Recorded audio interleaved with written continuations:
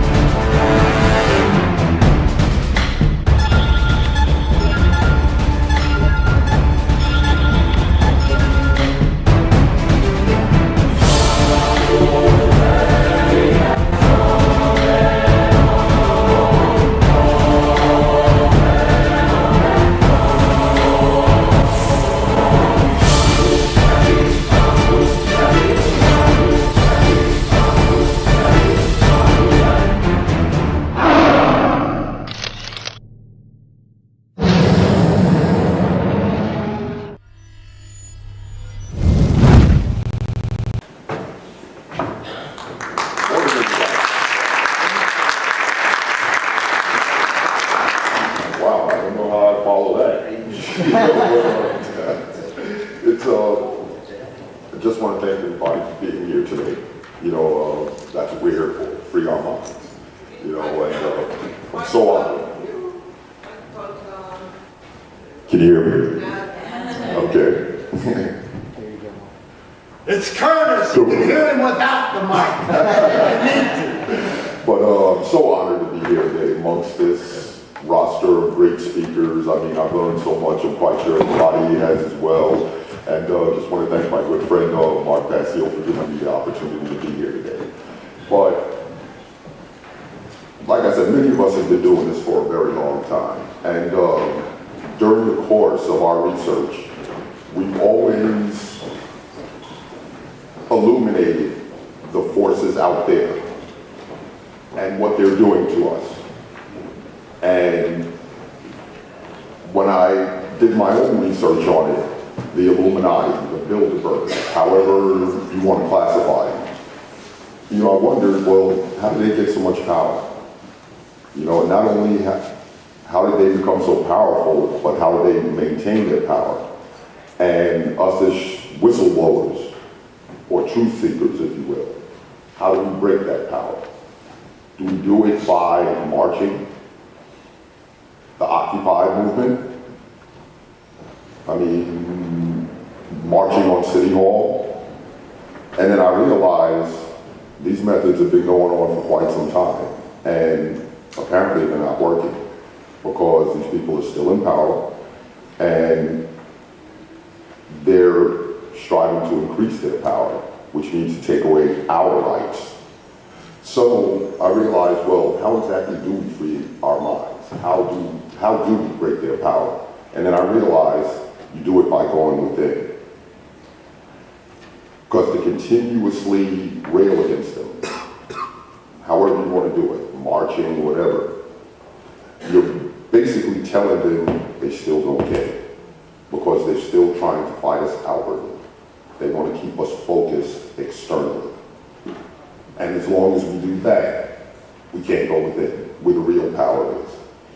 Okay, so I really began to research that. And being a big fan of psychology, I came across the works of Dr. Nathaniel Brandon, Neville Goddard, Dr. Connie Zweig. Because even when I was growing up, I was constantly told by the people around me, don't strive too high. You're only going to get so far. Okay? Because there's always someone out there that's going to hold you back. And what gives somebody out there more power over me? I refuse to believe that this creator that created everything and everyone set it up that way. There's just something in me that wouldn't allow me to believe that the creator actually designed all of this for one man to oppress another. So when I came across the works of Dr. Nathaniel Brandon, and I must say, out of all the authors that I've encountered, and we're all avid readers here, Dr. Brandon had the most profound effect on my life. Why do I say that? Because, in my opinion, he has the best methods for going within and breaking the chains on our minds. Because through religion, or organized distorted doctrine, as I call it, that's my name, organized distorted doctrine, right? Mass media and the public fool system, which I'm quite sure many of us have experienced. We were also taught to folk outwardly as well. We weren't taught how to think, we were taught what to think. Big difference. So that whatever changes that we needed to make in our personal lives, as well as society, we needed to do something externally about it. And then I also realized that the public fool system was another one of their tools. Teach us how to obey, not to evolve. So now, as long as we continue to focus outwardly, we're going to always remain in a state of powerlessness. Because change is made from the inside out, not the outside in.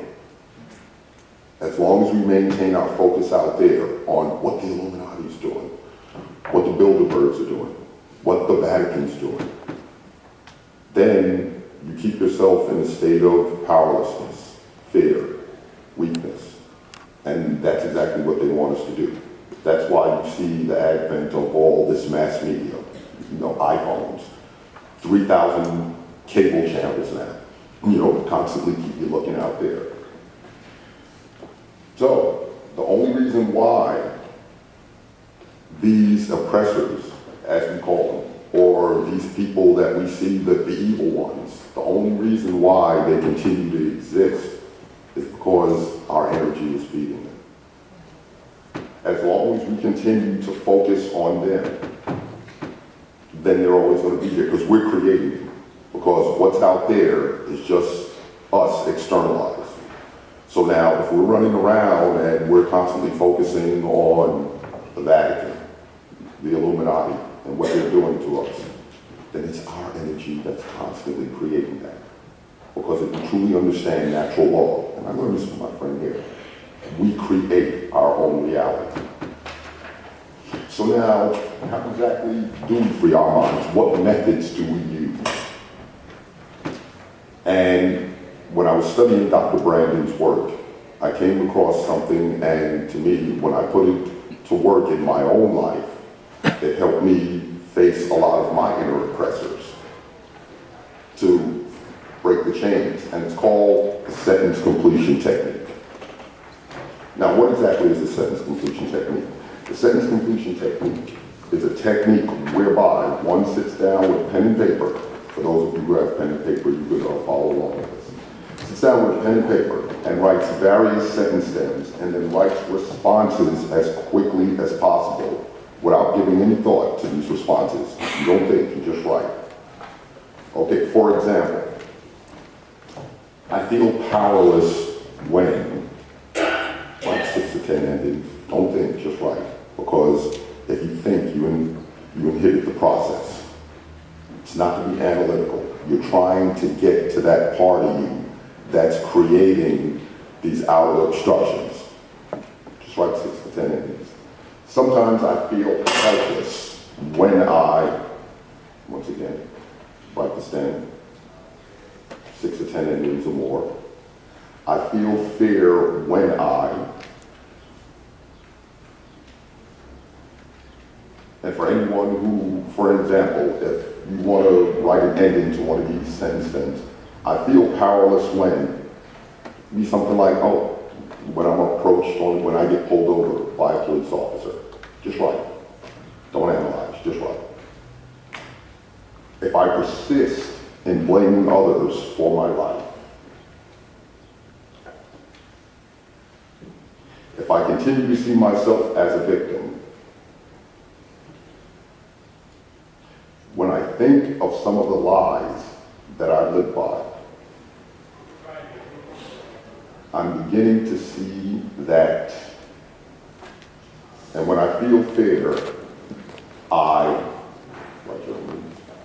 last one. When I feel powerless,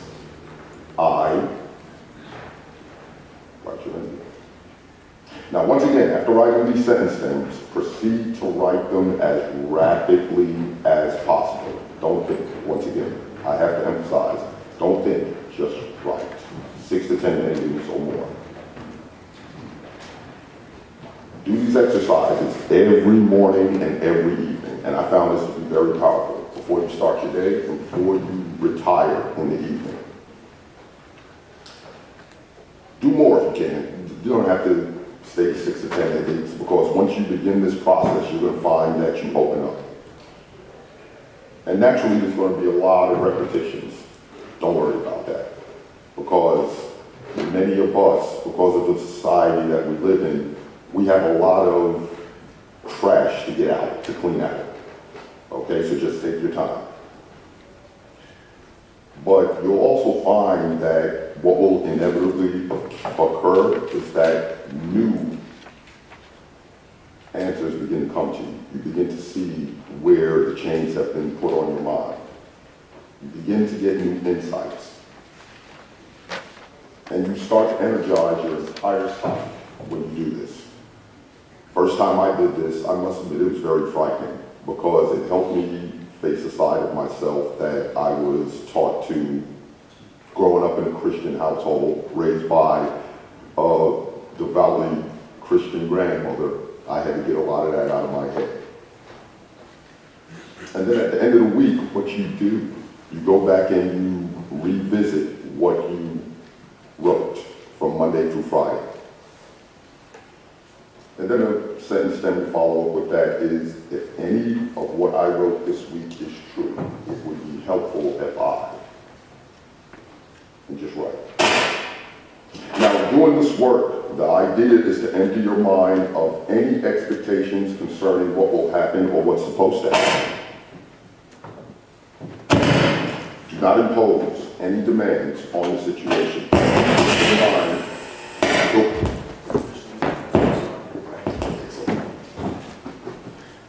your mind of any expectations or how you should feel or how you should operate. And once you begin to do this, once you begin to do these exercises, you're going to discover that you set in motion forces that make it virtually impossible for you to live more consciously. An average session shouldn't take any more than 10 minutes. If it takes any longer than that, you're thinking too much. Okay? Don't sit there and analyze. Okay? Now, once again, you do these exercises on a daily basis, and you will find yourself becoming more internally oriented than externally oriented. You'll find yourself becoming more autonomous in your thinking. You're not as affected by CNN, Fox 5, and all the other crap that they feed to us on a daily basis.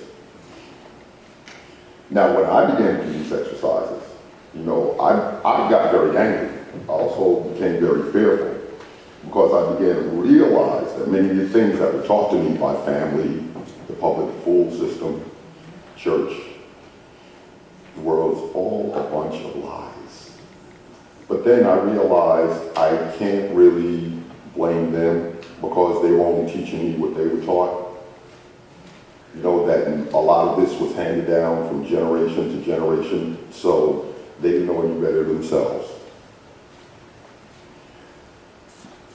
But for some reason, I couldn't seem to shake the fear and the anger. And I began to block it out of my mind, thinking that, well, if I maintain this fear and this anger, it's going to inhibit my elevation. Because what organized distorted doctrine teaches us is to not feel what we feel. Put it behind us. Get thee behind me, Satan. Give it to Jesus. And what I learned from studying the occult, as well as psychology, one of the most powerful things you can do is to feel, to experience your emotions. So now, how do we feel with the various emotions and feelings that arise in us on a daily basis? Just by accepting them, by honoring reality. What do I mean by that? This is what I'm feeling right now, at the moment that I'm feeling it. You breathe into it, rather than tense yourself against it. Because when you tense yourself against it, there's no old saying, bad psychology makes bad biology. These emotions get stored up in our bodies, which then create cancer and any other physical ailments that you could name. Every physical ailment that you can think of is tied to some repressed or suppressed emotion. I had a gentleman on my show not too long ago, and we were talking about cancer.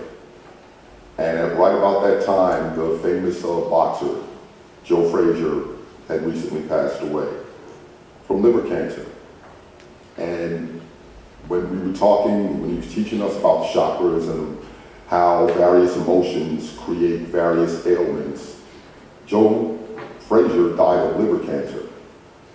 And liver cancer usually stems from years of repressed anger, unexpressed anger. So when we look around and we see we may have poor eyesight, we may have whatever, they're all tied to unexpressed emotions. And we were taught that. We weren't taught to feel our emotions and our feelings. We were taught to suppress them. But once again, bad psychology makes bad biology. So now, in order to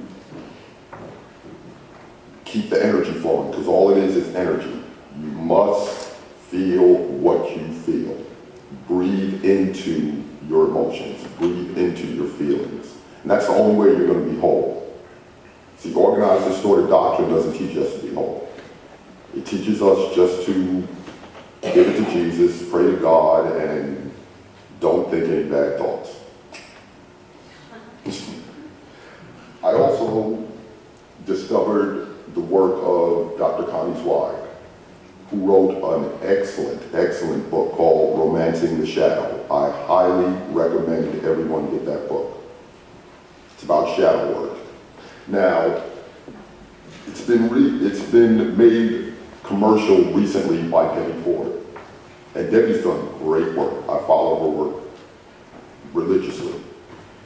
But she learned it from the people that taught me, Dr. Connie Zwei, Jeremiah Abrams, and I'm glad to see that this type of information has really come to the forefront. Because I've had people ask me, well, what exactly is shadow work?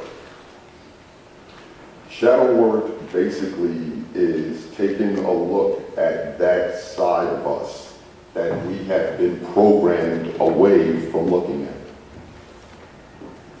Let me say that again. Shadow work is a process of looking at that part of ourselves that we have been programmed to ignore. Get behind me, Satan.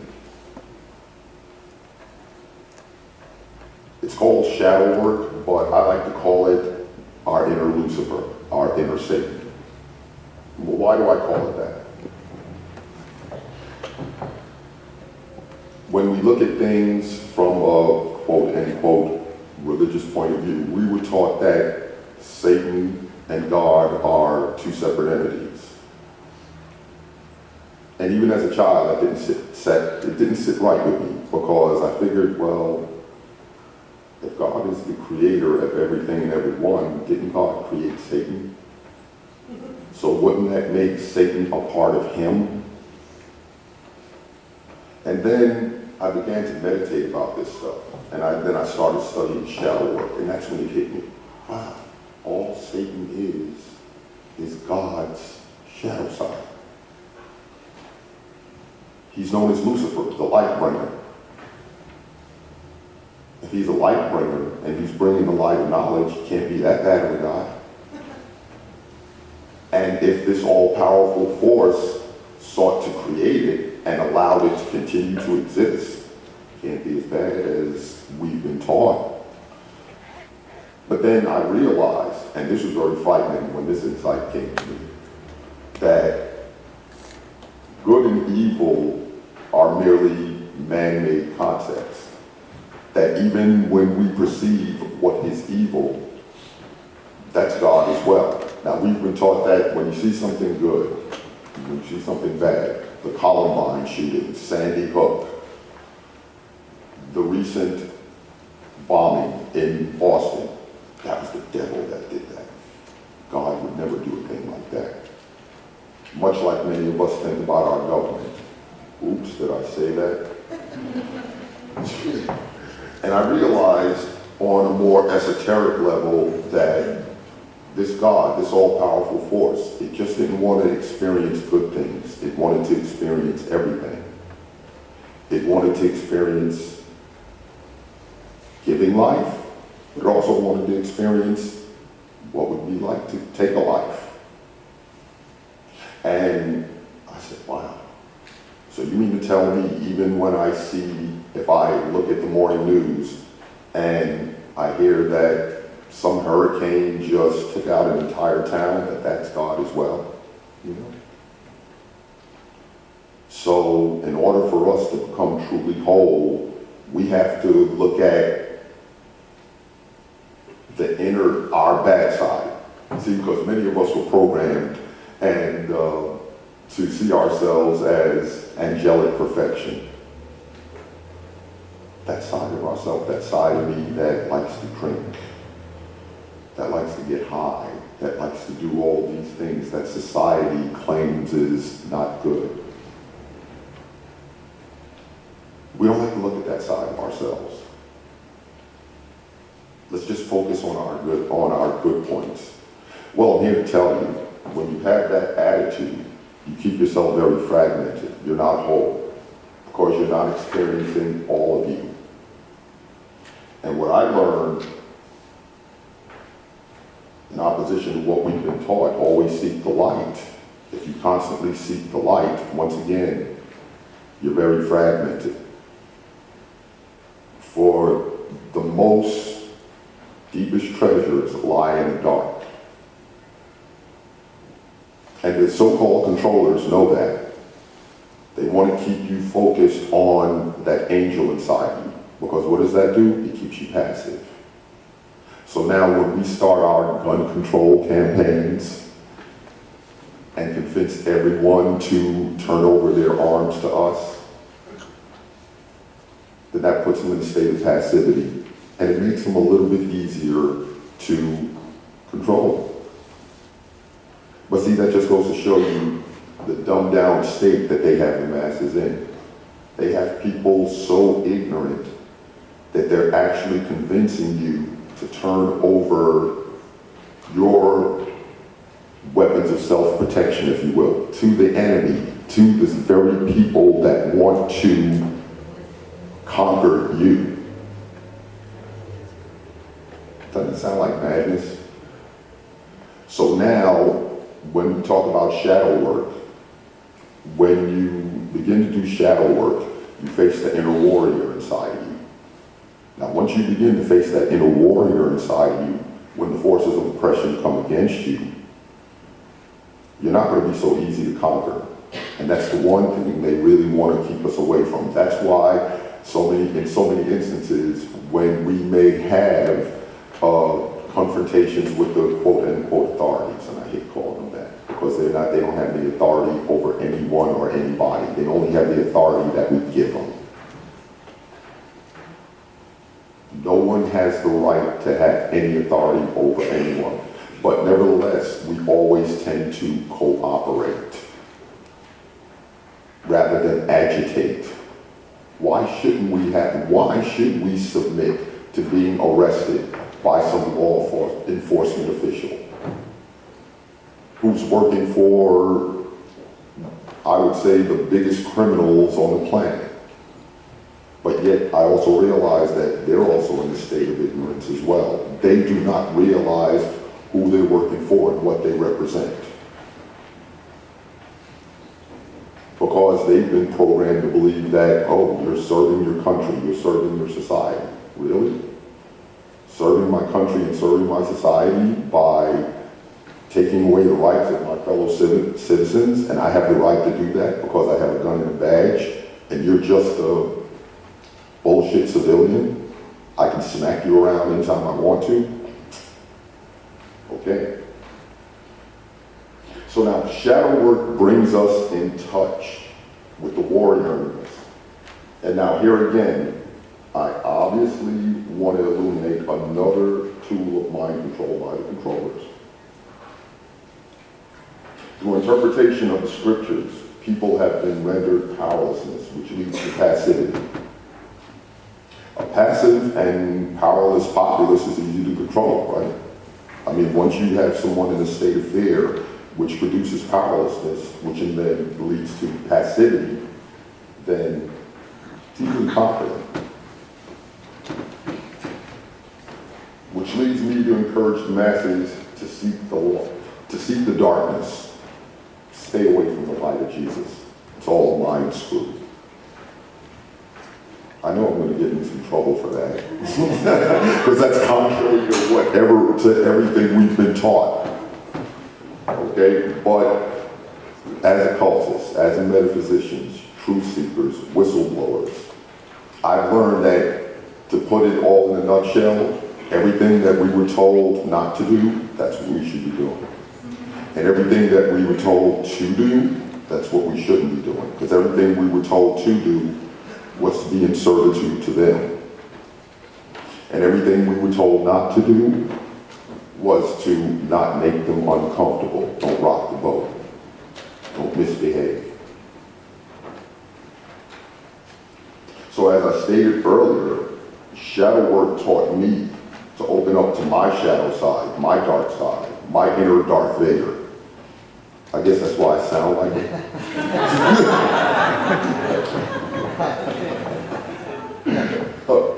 And that's when it really got scary, because this takes a challenging level of honesty, because we don't want to acknowledge that there's a side of us that's screwed up. That's one of the toughest things for us to do, to focus on our strengths, not our weaknesses. We don't want to focus on our shortcomings. So I didn't begin to really feel whole until I took a look at that side of myself. And it all starts with accepting, self-acceptance. How do we look at ourselves? How do we look at that side of ourselves that makes us go, oh, that can't be me. That can't be me. That guy that does a kilo of cocaine a week, that drinks gallons of liquor, that can't be me. I don't want to see that side of me. That's the side of you that you need to look at and need to accept that part of yourself. A problem that's not acknowledged and brought to the light cannot be solved. You can't see it because it hasn't been brought to the light. Now, when I say self-acceptance, acceptance doesn't mean liking. It has nothing to do with liking. It's just accepting the fact that right now, this is me. This is what I'm experiencing at this moment in time. So now, if you're sitting there and you may be thinking about someone that made you angry, right now, I'm feeling anger. I'm breathing into it. Accept it. Because when you begin to accept who and what you are, you begin to expand. You begin to truly feel whole. You begin to break the chains. That's the process. The process begins the process of freeing your mind. So when we begin to not just accept our bad parts, but the good parts of us as well. Because another mind screw we've been taught by family, organized, distorted doctrine, and for those of us who attended the public school system. Don't think too highly of yourself. Be humble. Minimize yourself. Don't maximize yourself. Don't be too proud of your accomplishments. Because if you're too proud of your accomplishments and who and what you are, people will see you as cocky, narcissistic. But when you maximize yourself, when you're proud of who and what you are, of everything that you are, that's operating at a God level. Never let anyone tell you to minimize yourself. Because you know why they're telling you that? They're telling you that because you maximizing yourself makes them uncomfortable. You maximizing yourself may bring up shadow feelings in them. Your success may shed light on their lack of productivity. So now if I'm successful, and I might go around some friends and family who are not as successful as I am, I have to come down to their level because I don't want to make them feel uncomfortable. They're not as productive as I am. So in order not to make them feel uncomfortable, in order not to make them jealous, then instead of bringing them up to my level, I'll go down to theirs. You just gave away your power. Anyone that requires you to minimize yourself, not your friend. Doesn't give a damn about you because they're telling you to remain powerless, to remain in a state of non-productivity. And you're going to find that once you rise, once you begin to undertake this work, naturally, your reality now is going to begin to change. Friends that you may have been, people you may have been friends with for a very long time, all of a sudden you fall out with them. It's inevitable. Not unless they are doing the same things that you're doing. family members that you were close to. You may find that they're gone from your life. And I came across an old saying a long time ago, don't worry about the people in your past. There's a damn good reason why they didn't make it to your present and your future. Don't cling to them. That's why all the great masters always said, never cling to anything. Because if you cling to something, then you remain there.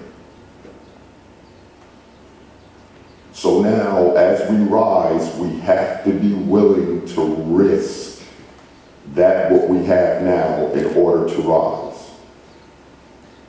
Because what's out there is only a mirror of what's in here. So if you look at your external reality and you're not happy with it, change it. You created it. We have that power. You created it, and you also have the power to change it. So shadow work is definitely a way to free the mind. That's why I highly recommend the works of Dr. Brandon, Dr. Zweig, Jungian psychology. You know, I've also studied Neville Goddard and also recently discovered the works of Bill Donahue on YouTube. I highly recommend it. Yes. So when I look around at what's going on in the world today, the recent police abuse on American citizens, gun laws, disarm the masses. Well, see, first of all, before they disarm you physically, they have to disarm you mentally. Let's go back to what I said a few minutes ago about gun control laws. Now, they realize that they just can't go up to citizens and say, give me your gun, you can't carry a gun anymore, you can't have any more weapons. No, that would be too barbaric. America is not like that. So we have to do something that's going to create fear, that's going to instill a feeling of powerlessness, which is also going to lead to passivity. So now if we stage a bombing in Boston, our government would never do things like that, but just follow along with me here. Okay, the staged event in Sandy Hook, government would never do that, but I'm just speaking hypothetically. People have to realize that these are merely distractions. This is just part of their tools of mind control. Because they realize that we are dealing with a deaf, dumb, and blind. That we can put the secrets right in front of their face and they will still reject it. We have these people so freaking stupid that they don't realize that we're their enemy. And we're convincing them to turn their arms over to us, which in turn is going to help us conquer them. And that's some mind control for your ass.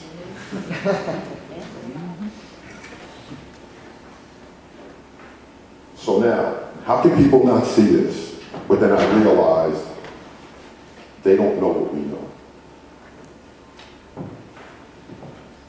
Many people out there do not know what we know.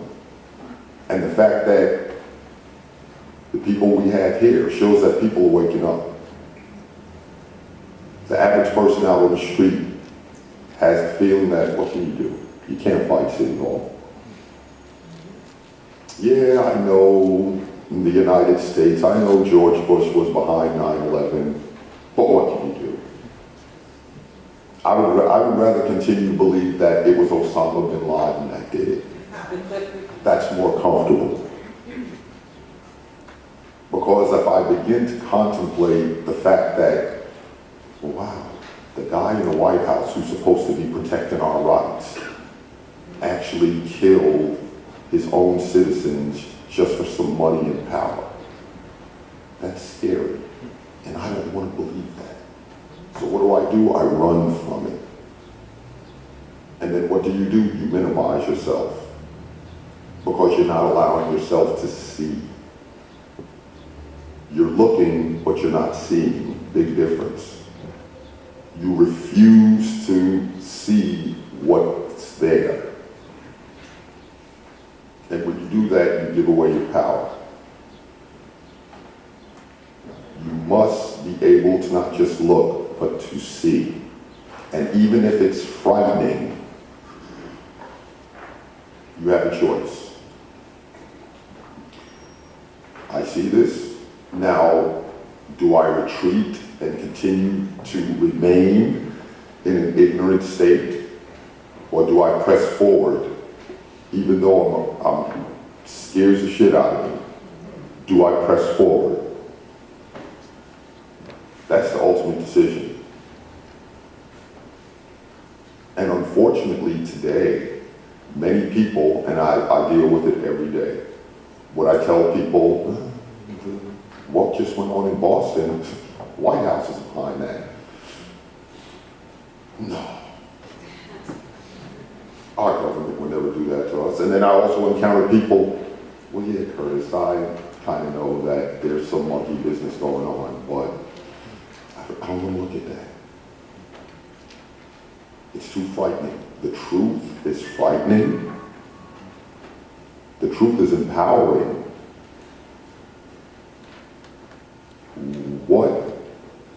What about the truth is there to be afraid of? So now, I also mentioned it to Bill Donahue.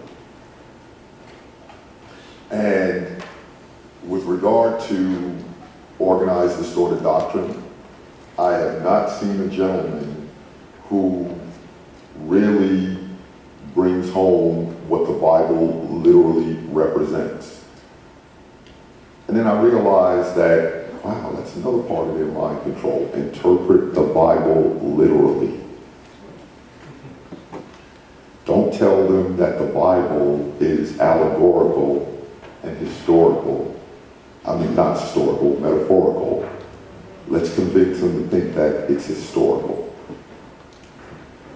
Let's convince them that there's some nice guy in the sky and the ultimate asshole in the ground.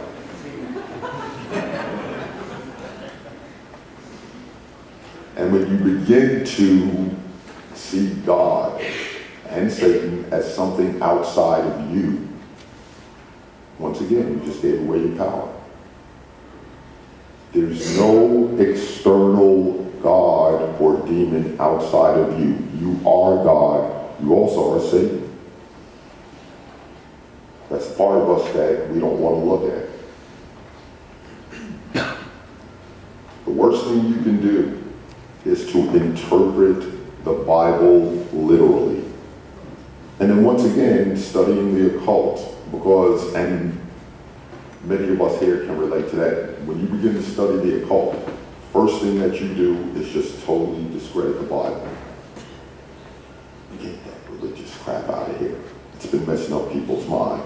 But then as I began to study, the Bible is the greatest occult book ever written, if read correctly. It's the ultimate tool of evolution.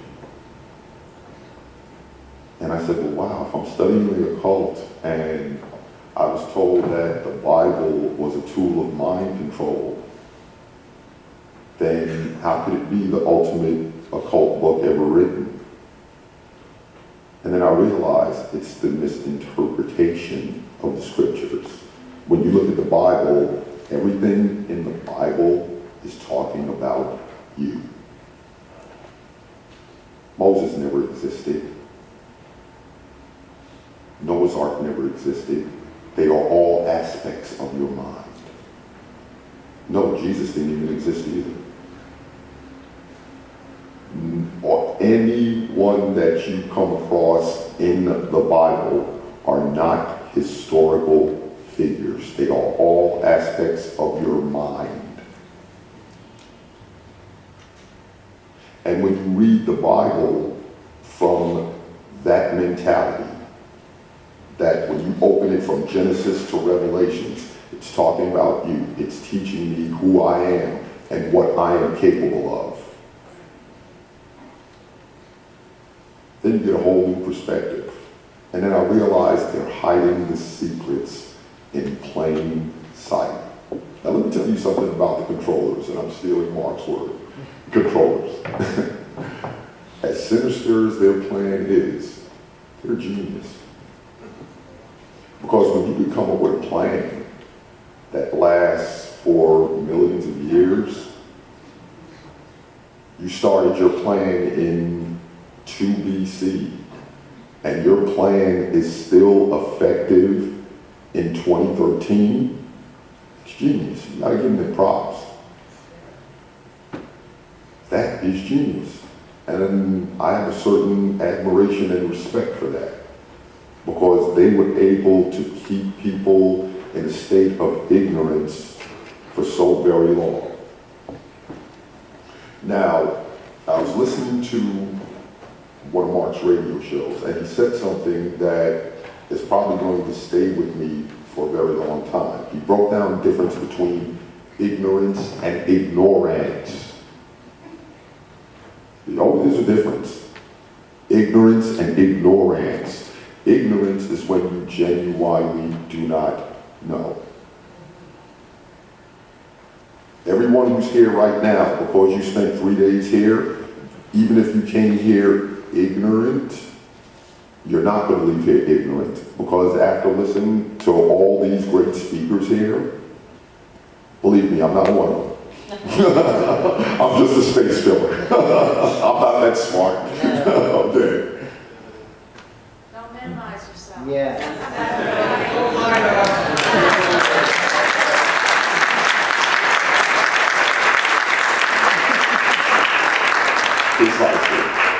Precisely. And I thank you for that. But when you leave here after these 3 days, you can no longer claim ignorance. Because now you know. Now what is ignorant? Ignorant is someone who doesn't know and doesn't want to know. They're married to their stupidity. See, it's one thing to realize I'm ignorant, but I want to know. No one can blame you for being ignorant. But yes, you can be held accountable for being ignorant. Because having the truth right in front of your face and just choosing not to see it,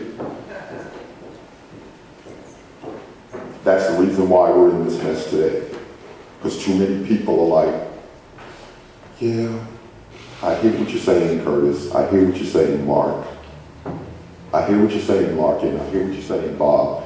But I don't want to look at that stuff. It's too frightening. That's ignorance. So keep in mind, you can't be held accountable for being ignorant, but you can be held accountable for being ignorant. Don't allow yourself to be ignorant. I mean, many of us in here are ignorant of something.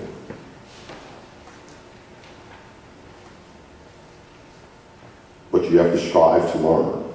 So now, when we look at these outside forces, let's not pay so much attention to them. How about we figure out who we are and what we're capable of? Right. That always sitting around and worrying, oh, look at what the Illuminati did now. Look at what's going on with the Vatican. Monsanto. They're poisoning the food. They're doing this. They're doing that. Stop focusing on these guys. It's our energy that's continuously feeding them. They need us.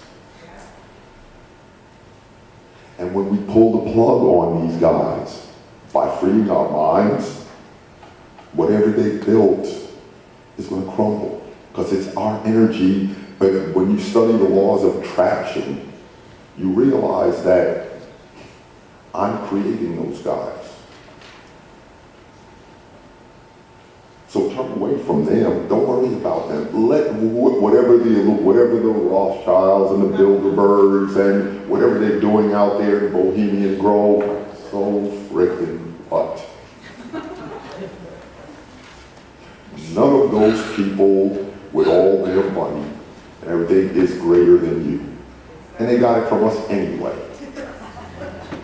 by keeping us deaf, dumb, and blind. Until now, we're not deaf, dumb, and blind anymore. We're all here at the Free Your Mind conference.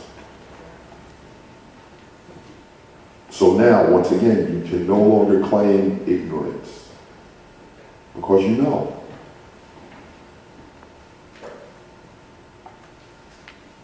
So going back to shadow work and how it relates to occult studies, when I began to practice this information, like I said, it really grew me. And with regard to natural law, because that's what it really focuses on. Studying the occult has taught me some really mind-blowing things. And once again, those of us, or those who I perceive to be more powerful than I am, well, how did they get that way? How did they achieve that power? How do they maintain that power? And it's all a mindset. Because when I began to study natural law as opposed to man's law, see, don't study man's laws. Man's laws were designed to keep you in a cage.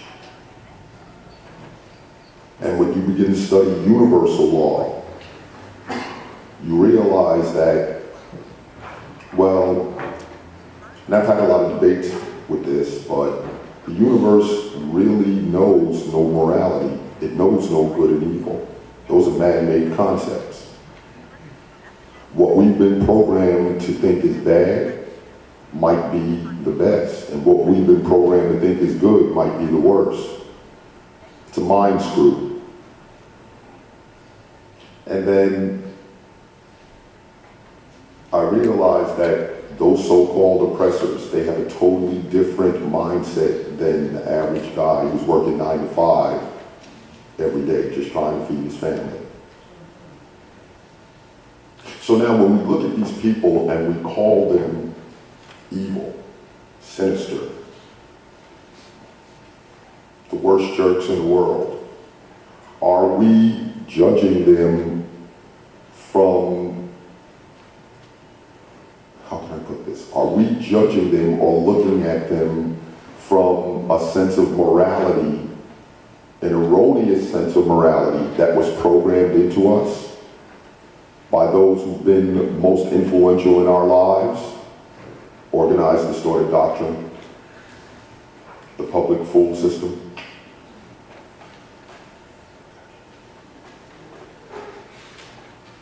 Because if so, then why am I where I am and why are they where they are? It all begins here.